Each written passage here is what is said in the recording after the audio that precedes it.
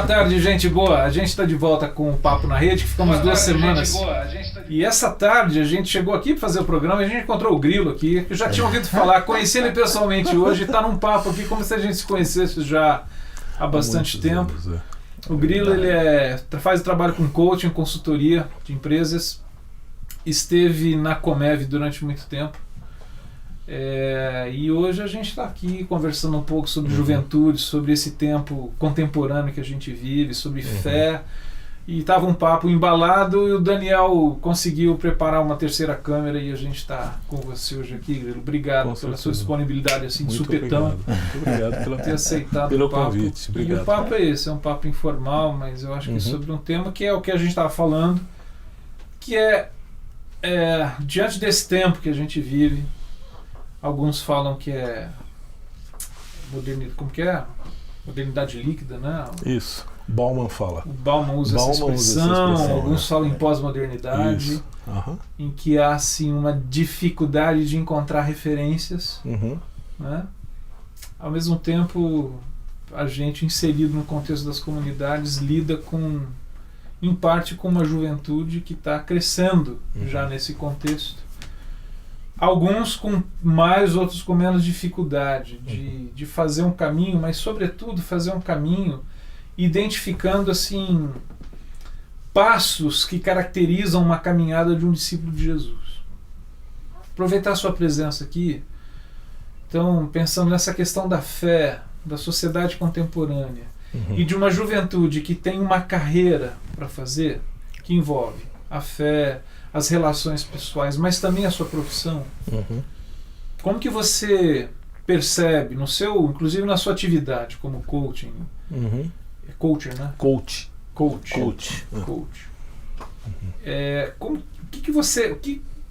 Quais são discernimentos, insights que você tem, Grilo, que possam ajudar a gente a entender como é que está a cabeça do jovem, do que está, já vamos dizer assim, do curso da graduação para frente, entrando no mercado de trabalho, tendo dificuldade às vezes, ele entra por uma questão de que o tempo vai empurrando, mas se você perguntar para vários, o que você gostaria de fazer, eu não sei, eu estou fazendo porque eu estou me vendo aqui fazendo alguma coisa.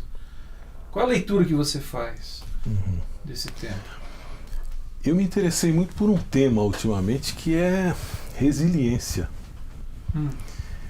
E quando eu digo para o jovem e quando eu digo para o empresário sobre a continuidade do negócio dele ou sobre a continuidade da carreira, eu falo muito sobre resiliência. E eu acho que a resiliência é muito interessante, porque a resiliência é diferente de resistência, não é? Porque a resistência, você tem uma parede dura e que o cara fica tentando passar por essa parede. Enquanto isso, a resiliência é como se ele estivesse passando ao lado dessa parede. A parede é dura, mas ele vai continuar passando e fazendo as coisas acontecer. Então, o que eu tenho dito para algumas pessoas é isso: você precisa ser resiliente. Você precisa tentar procurar resiliência naquilo que você faz. E o jovem hoje, de uma maneira geral, mas ele é muito resiliente, ele consegue transpor essas barreiras, né? Mas a gente fica se perguntando o que é que nós, mais velhos, pensamos disso, né? Como é que nós fomos orientados a respeito disso, né? O que nós fazemos normalmente quando a gente tem uma dificuldade, quando a gente tem uma barreira, quando a gente tem uma circunstância que a gente não sabe o que fazer. O jovem, apesar de tudo isso, vivendo nessa sociedade líquida do Bauman, né? Citando o Bauman, ele consegue hoje, e eu dei uma palestra há algumas semanas atrás numa universidade muito popular e tratando com jovens da chamada classe D e E. E esses jovens falaram assim: nós não vamos desistir dos nossos sonhos, professor. Nós vamos continuar. Isso me chama muito a atenção, porque nós temos diversos jovens em diversas categorias, né? Talvez os nossos filhos ou os filhos de pessoas que têm um pouquinho mais de acesso à educação não conhecem muito essa situação. Mas esses jovens, eles moram na periferia, eles tiveram dificuldade de acessar uma faculdade, eles conseguiram esses créditos do governo para chegar a essa faculdade. E eles estão numa situação hoje que, como os créditos foram diminuídos, né, o que eles fazem agora? O que eles vão fazer agora? Eles vão continuar a universidade ou não? E eles disseram isso para mim. Ninguém faz a gente desistir dos nossos sonhos. Quando você ouviu isso deles, você teve a oportunidade de ouvi-los no que diz respeito a quais sonhos são esses? O que é que sonha?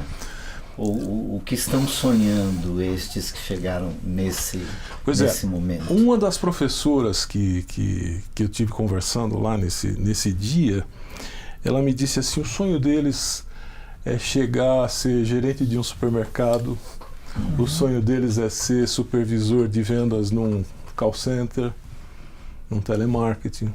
É esse o sonho da vida deles. Eles querem realidades próximas deles, no caso, né? Deles.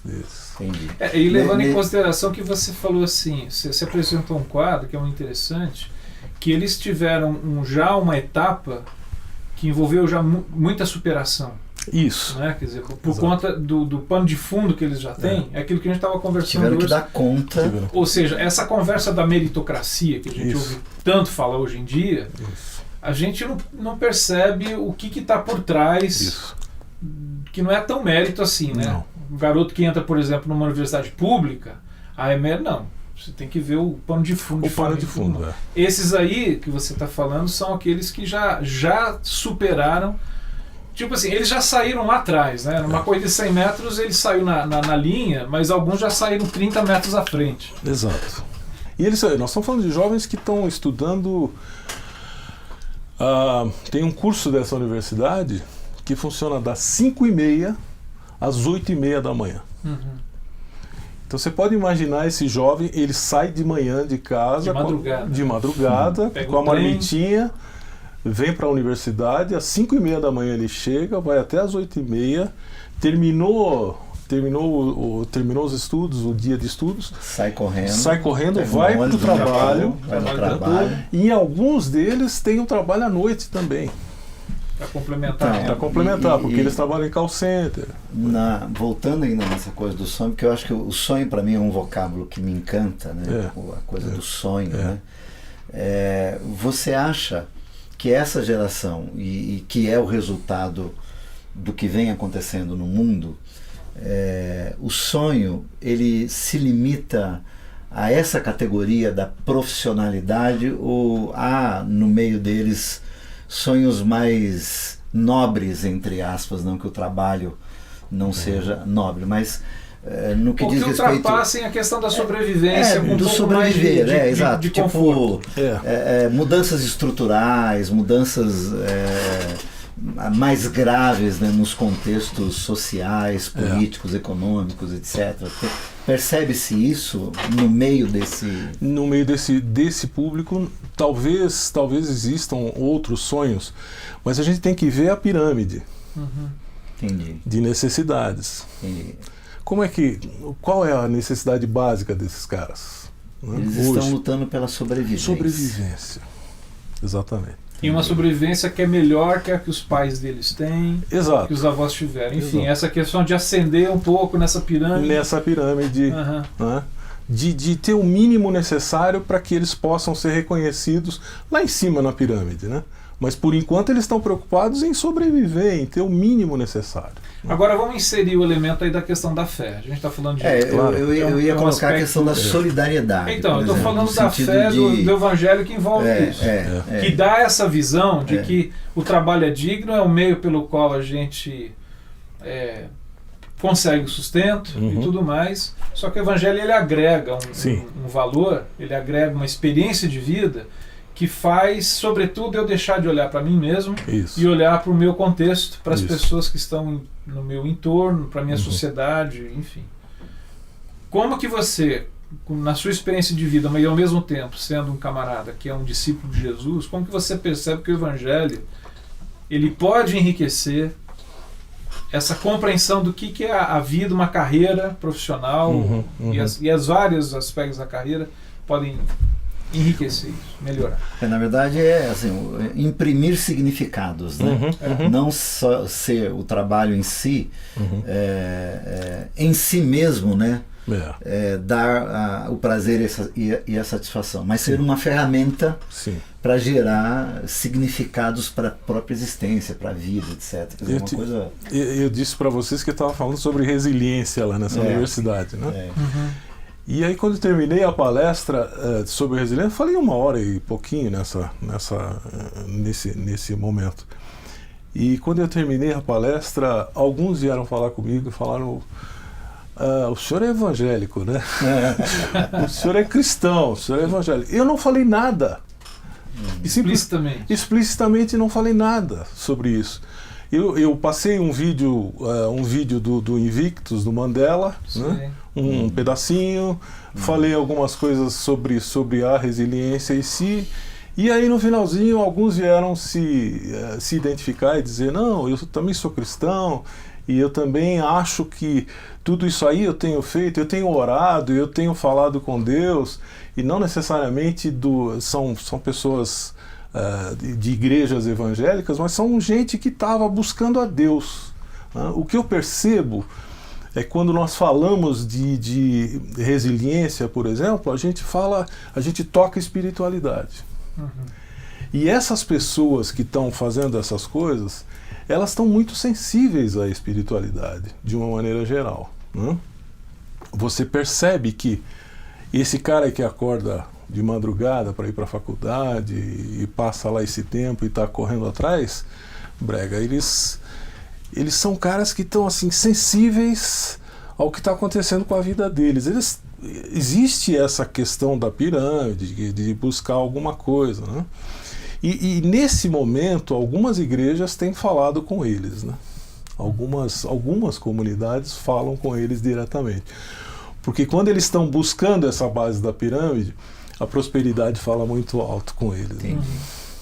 É interessante você estar falando isso. Eu lembrei de uma fala do Frei Beto, aliás, de um texto que ele escreveu tempo atrás, que eu achei muito interessante, porque assim, até conhecendo a história do Frei Beto, a gente sabe que a crítica que ele faz não é uma crítica qualquer, ele faz uma crítica em relação aos programas sociais que aconteceram sobretudo durante o governo do PT, do Lula e da Dilma agora. Mas assim, o que ele diz é que sobretudo no primeiro momento, nos primeiros 4 anos, mas que ele esteve presente. Isso, mas o que ele diz assim, em primeiro lugar é que é fato, né, só uma questão de procurar no quadro social do Brasil, que houve uma mudança significativa. Mas a crítica dele é que essa mudança, essa melhora de vida, ela gerou muito mais consumidores do que cidadãos. Sim.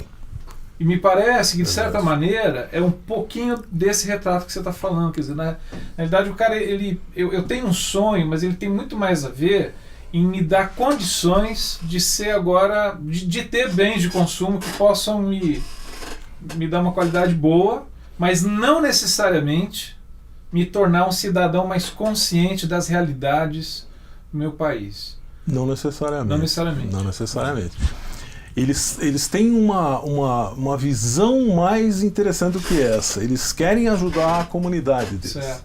Eles querem voltar para a comunidade e ajudar essa comunidade. Então, alguns desses, eles estão fazendo cursos na área de psicologia, eles estão fazendo cursos na área de saúde, para voltar e ajudar a comunidade. Então, eles têm o interesse em estar atuando de alguma forma nessa comunidade. Deixa eu fazer uma pergunta. Você acha que nesse sentido, essa geração de jovens que vem de um extrato mais abaixo dessa pirâmide social, ela é mais consciente do que, vamos dizer assim, a juventude da classe média para cima? Eu não diria ou isso não é uma característica... Não é uma característica... De um e de outro grupo. De um e de outro grupo. Eu acho que existem... Você vai ter aí um corte aí que você vai ter diversas situações de jovens que têm essa consciência, que têm esse compromisso, essa atitude e tal. No entanto, o que a gente percebe é que eles sofreram. Tem uma experiência de vida. Eles têm sofrido. Eles têm sofrido. Então eles ganharam essa experiência muito antes do jovem que está talvez numa classe superior, mas eles viveram a experiência. Né? Aquilo que a gente demora talvez 30, 40 anos para adquirir como experiência, eles estão adquirindo em 5, em 6, em 10 anos. Porque são pessoas que viviam em comunidades carentes mesmo. Não sei se eu posso fazer um corte no tema, mas aproveitar a sua competência, né? Já que fomos surpreendidos, né, pela presença do Grilo aqui, né? Presenteados. No sentido assim, misturando os assuntos assim, a questão do emprego. Né? A questão do emprego. Você estava nos contando de que no seu trabalho de consultoria, de coaching, enfim, você tem ajudado pessoas, empresários, né, que chegaram num patamar, enfim, por diversos motivos estão fechando seus negócios, fechando no azul, não deixando um passivo público-privado, enfim, fechando bem, né? Isso implica, óbvio, em desemprego de pessoas, né? Mas também implica, essa postura implica numa nova visão mercadológica, numa nova visão sociológica, numa nova visão no conceito do trabalho e do emprego. Não é? No meio da consultoria assim, top, né, dos que estão discutindo isso, né, há um vislumbre de que a gente mude, que aconteçam mudanças nessa relação trabalhador, empregador, empresário, mesmo governos, enfim. Como é que estão essas entranhas? Bom, não digo nem só aqui, mas pelo mundo afora. O programa não é saia justa, não, né? Porque essa é uma saia justa. Mas às vezes a gente poderia chamar de sapato apertado, cara, pega o cabo. Na verdade, o que a gente percebe, Brega, é que o mundo está pensando assim. Então, né? O mundo está pensando em como é que ele vai... como é que nós vamos dar conta de 7 bilhões de almas, ou 8, 9 bilhões de almas, com esse, vamos dizer, com as grandes potências, né, ou digo a China e a Índia, com bilhões de pessoas, ainda vivendo situações de escravismos, né, e, enfim, há muitas enfermidades que foram criadas no contexto do emprego, do trabalho, do trabalhador, do empresariado. Só que o mundo hoje está pequeno, tudo se denuncia, tudo vem à tona, e eu fico aqui pensando assim, tem gente pensando em a gente ter uma ordem diferente nesse sentido? Tem, né? Tem. Se você pegar hoje, há alguns anos atrás, nos anos 70, a gente lia o Toffler, né? E ele escreveu Terceira Onda, Choque do Futuro e tal. E ele dizia exatamente isso, né? As novas relações de trabalho serão relações diferentes, né? São relações em que nós não teremos mais esse empregado semi-escravo, mas nós teremos um momento de escambo na era da informática, na era da informação, voltando para aquele momento de escambos dos inícios, né, da era de agricultura e tal. E ele defende isso, né, de que haveria... Tem um aplicativo que é para fazer escambo mesmo. Escambo? Você troca um produto por hora de serviço. Eu tenho vivido com alguns clientes essa realidade. Existem empresas que fazem isso hoje. Não sei se vocês conhecem, mas são empresas que fazem esse tipo de permuta. Tem uma que se chama permuta. Permuta. E ela troca e ela te dá... Então o cliente... Ela troca competências, capacidades, habilidades, ou coisas também. Coisas. Também. Coisas, escambos. O escambo institucionalizado. Né? Entendi. Então, o que está acontecendo... Escambau A4, companhia limitada. Não é o escambo institucionalizado. Então, o que está acontecendo hoje, isso é normal. Né? Então, tem 2 ou 3 empresas já instaladas no Brasil que fazem isso. Né? E o emprego aí, a prestação de serviço, como você vai prestar esse serviço, né? Existem existem diversas pessoas que estão se desempregando e montando pequenas empresas no quintal de casa, isso no Brasil. Né? Agora, no resto do mundo, isso é uma realidade. Você está vendo a Europa lá, o que está acontecendo hoje, Grécia e tudo mais, como é que esses caras estão sobrevivendo? Eles estão sobrevivendo de pequenos trabalhos, né? As grandes empresas estão demitindo, estão mandando embora. Né? E vão se criando pequenas economias, né? E o elo, a relação aí, o que você tá. Como é que a gente era criado há alguns anos atrás? Né? E o que a gente diz para os nossos filhos? Né? Vai prestar concurso público para entrar em alguma empresa do governo? Tem limite. Né? Então o Brasil ainda continua vivendo essa relação trabalhista muito em cima daquilo que foi Getúlio, em cima daquilo que foi criado. Ainda há um sindicalismo. O modelo trabalhista no Brasil ainda é antigo, pesado e muito tutelado. Isso, exato. Dá pouca liberdade para... É a origem daquele sindicalismo americano, daquele sindicalismo... você estava falando antes de começar sobre o iluminismo. Tem muita coisa em cima daquela linha. Começo do século passado. Exato, né? Exato. Né? Então nós ainda não descolamos essa identidade sindicalista, essa identidade de emprego do patrão que dá emprego e coisa desse tipo. Mas uma modernidade líquida, vamos usar essa palavra de John Bauman, que é a pós-modernidade, como a gente conhece. Você acha que essas relações elas tendem a se enfraquecer? Elas já estão enfraquecendo, né? Elas já estão enfraquecendo. Por exemplo, uma geração nova de jovens, ela tem uma relação de trabalho diferente. Ele se posiciona diferente em relação às suas relações de trabalho, de emprego, quem é chefe, equipe de trabalho. Nós trabalhávamos, a nossa geração, estou falando a nossa geração, sei lá, anos 50, 60, a gente trabalhava pelo relógio de ouro dos 25 anos da empresa. Exatamente. Não era isso? Como é que o jovem trabalha hoje? Eu também fui professor de um curso de pós-graduação muito renomado em São Paulo, e o cara me dizia assim, se o cara me der uma chave do carro melhor, de uma marca melhor, eu mudo de emprego, cara. Pronto, né? Pronto. Entendeu? Se me der um pouquinho mais de salário, um pouquinho mais de perspectiva, eu mudo de emprego. Nós pensávamos muito na nossa época em que nós começamos a trabalhar, a gente pensava muito. Será que vale a pena você sair desse emprego hoje e ir para outro emprego? Então, essas relações estão completamente modificadas. Né? E aí a gente foge daquele negócio do certo e errado. Né? A gente está vindo para uma relação de tempos líquidos. Você sabe que um texto, para mim, bíblico, que se encaixa perfeitamente no que nós estamos falando, ou nesse tempo, é o que o Paulo fala aos irmãos filipenses no capítulo 4, sobretudo na nova versão internacional, na NVI, quando ele diz assim: aprendi a me adaptar a toda e qualquer circunstância. Resiliência. Resiliência e, assim...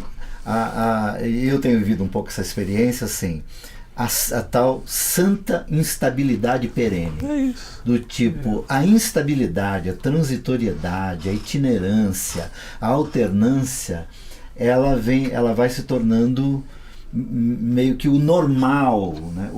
É muito mais normal a instabilidade do que essa coisa do não vejo a hora de completar 25 anos para, né?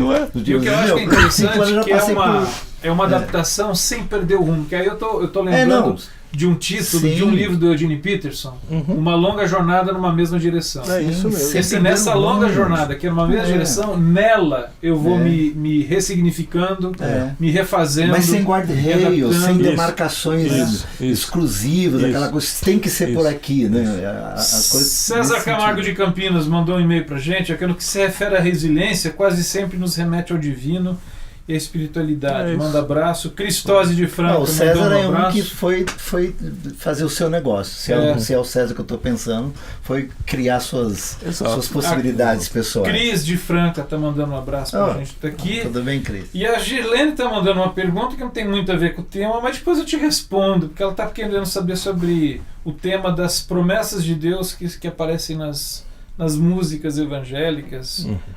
Depois eu te respondo por e-mail isso aqui. Manda pro João Alexandre. Obrigado. Manda pro João. A gente pode encaminhar pro João Alexandre. Manda pro João. Gilene, obrigado pelo seu e-mail. Mas vamos lá, precisamos começar. Dentro desse pensamento assim, do aprendi a me adaptar a toda e qualquer circunstância, o aspecto acadêmico, quer dizer, a escola, as universidades, elas estão aparelhadas e elas estão assim, encorajando os alunos a esse tipo de vivência, ou ainda é uma coisa também muito conservadora? Não, elas estão tentando se adaptar a essa situação, até por causa desse público, desse novo público. Eles têm que se adaptar, porque esse público é diferente. Ele está procurando uma outra circunstância, uma outra situação. Então, ele tem que se adaptar. Tem uma pergunta que chegou agora que ela é rápida e direta, do Nelson Rodrigues, aqui de Perdizes. Sim. O jovem de hoje é mais politizado ou ele é mais acomodado? Eu acho que nem uma coisa nem outra. Isso é uma resposta pós-moderna. Como instituição, não. Sim. Ele não é politizado como instituição. Eu diria que ele é... Mas ele é mais consciente de algumas realidades do que se ele passa. Ele tem mais informações. Tem. Ele é engajado. Que desaliena, né? O fato dele ter informação. Né? Mas eu concordo com você, acho que nenhuma coisa nem outra. Ele não sai... Talvez, e quem está saindo para as ruas não é o jovem. Né? Em alguns casos, sim. Mas quem está saindo para as ruas talvez sejam os mais velhos. Os mais jovens, eles têm uma posição política e eles têm administrado muito bem essa posição política. Né? Eu estou dizendo, eu digo o seguinte, que nós temos meios informais hoje que o jovem se comunica e fala. Sim. Né? Sim. Os grupos de WhatsApp, o Facebook, você percebe essa consciência política né? Nas redes sociais de uma maneira geral. Então, ele não é um tranquilo, ele não está assim... Não é um acomodado. Não é acomodado. De forma geral, de jeito nenhum. E eu estou falando isso das diversas classes. No geral, falando, olhando o contexto todo. Ele não é acomodado. Não existe. Talvez ele não saia com a bandeira. Mas eu ia falar isso. Eu não sei se ele talvez não saia com a bandeira, porque não vejo tantas bandeiras saudáveis para serem hasteadas. Eu acho que tem e aí volta naquela coisa das bandeiras institucionais. Exatamente. A sociedade líquida é desinstitucionalizada. Além de ter essa mudança de era, de um tempo moderno para o pós-moderno, eu acho que tem uma outra questão seguinte também, que a gente foi... Eu não é tanto minha geração, vocês têm mais experiência de vida, sim, mas assim, eu estou dizendo assim, a gente viveu no Brasil um período que provocava necessariamente uma bandeira, que era a questão da democracia, claro. A liberdade de expressão e tudo mais. Hoje, essa geração não tem mais que lidar diretamente com isso. As questões ligadas à democracia hoje, elas hoje tomam um outro contorno. Então a gente também não pode fazer essa comparação, poxa, na minha época a gente saía na rua, lutava, tomava cacete da polícia.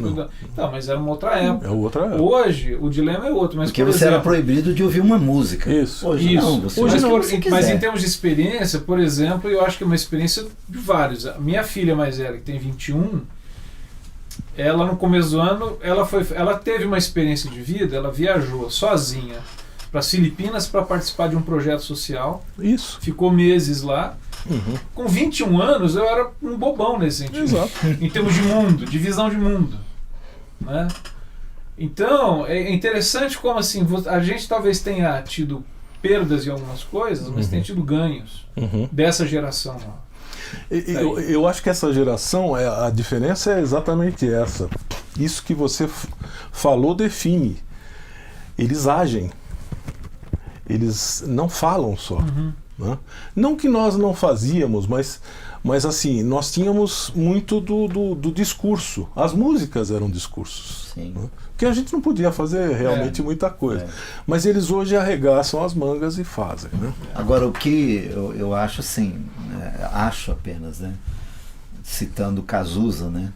Quer dizer, nós não temos heróis hoje, né? Os nossos heróis morreram todos de overdose. Isso, né? E as overdoses mudaram, né? Hoje nós temos overdoses de tudo. De tudo. De ideologia. De ideologias, inclusive, e para mim faltam, e aí eu acho que o mundo acadêmico e também, no caso, o nosso segmento onde nós atuamos mais, né, no campo da fé, da religiosidade, faltam mentores, né, faltam homens e mulheres, né, que abracem causas. Ou que não sejam meros moralistas. Não, sobretudo quando a gente fala sem legalismos, religioso. E sem exageros, né, tanto para um lado quanto para o outro, mas que entendam esse tempo, façam uma leitura desse tempo, né, usem lentes, né, variadas para esse tempo e encaminhem ou convoquem, né, assim, as últimas convocações que a gente tem visto, elas não nos dão muitas garantias de que são convocações para alguma coisa para frente, né? Algumas convocações têm uma tendência de olhar no retrovisor, né? Só no retrovisor. E isso é extremamente assustador para um mundo que precisa rever suas relações no todo. Isso, e que quer ver horizontes. Exato, que nem a Grécia, né? Do tipo assim, vai deixar um país se arrebentar? Não. Você vai permitir que isso aconteça? A troco de falas extremamente conservadoras? E justamente no berço da sustentabilidade é de onde vem essa história. Sabe, da civilização moderna, né? Pensar em Grécia. Agora, para a gente ir fechando. Tem que fechar. Estamos nos nossos 30 minutos. Passou. Você é um cara de comunicação também, você sabe como é isso. Mas, uma pergunta para fechar. Pensando assim, nessa juventude de hoje, que vive esse tempo, é um tempo diferente do nosso tempo, quando nós éramos jovens, como essa geração. A gente falou de resiliência, que é uma necessidade, né? Desenvolver aspectos de resiliência. O Carlos falou uma outra coisa que eu acho que é também uma necessidade. Referências. O que mais, Grilo, você daria como sugestão para a juventude de hoje? E a juventude que quer andar com Jesus, o que é importante hoje? O que, assim, vamos pensar, olha, vamos aliviar a bagagem, aquela coisa assim, ó, o que não é necessário. O que eu levo na mochila? Mas o que eu preciso pôr nessa mochila para fazer essa jornada? Falando de resiliência, eu acho que isso que o Carlos falou também, dizem de referências. Isso. O que mais você sugeriria para a juventude acrescentar na mochila? Cara, eu acho que um mote para mim hoje, essa palavra é antiga, né? Mas é Romanos 12:1-2 para mim. Não vos conformeis. Não vos conformeis. Gente inconformada faz bem. Apresentem a vida de vocês como sacrifício vivo, santo e agradável a Deus. Metanoia. E não vão com a maioria. Santas inconformações. Pura e simplesmente. Exato. Cuidado com a maioria. Exato. Essa é a ideia. Boa palavra. Transformai-vos. Sabe? Transformação. E é isso que nosso mundo pede. Precisa. Metanoias. É isso. Legal isso. E eu tenho tentado fazer isso comigo, inclusive. Né? Os arrependimentos verdadeiros que expandem a mente, né? Que nos faz enxergar o que não estávamos enxergando. Essa é a diferença. Essa é a diferença. Então, o que eu diria para o jovem é: transformai-vos. Encarnar essa palavra paulina. Transformem-se. Exato. Transformem-se para a renovação da vossa ampliar. Exatamente. Grilo, obrigado pelo seu papo com a gente. Foi muito bom. Compartilhar um pouco da sua experiência. Muito gostoso. A gente pegou assim de repetir a dose. Você encarou. Gostei demais. Foi muito bom. Pessoal, a próxima quinta-feira, se Deus permitir, a gente vai bater um papo com mais um Wagner Molina, que é um dos camaradas responsáveis pela peça que era baseada no livro O Monge Executivo, que foi para o teatro. E eu acho que vai ser um papo que está colocando um outro livro no mercado que tem um título fantástico, né? Virando o Jogo. Virando o Jogo. Então é isso daí. Fala boa. Uma boa semana para você. Dani, obrigado mais uma vez. Grilo, obrigado. Bom fim de semana, gente. Beijo. Tchau.